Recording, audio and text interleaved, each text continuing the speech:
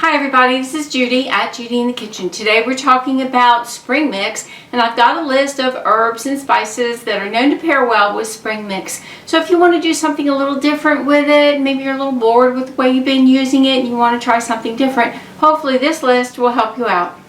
Spring mix will go well with anise seeds, basil, capers, chervil, cilantro, dill, garlic, marjoram, mint, mustard powder, parsley, pepper as in black pepper, salt, tarragon, and thyme. I do hope this helps. Bye for now.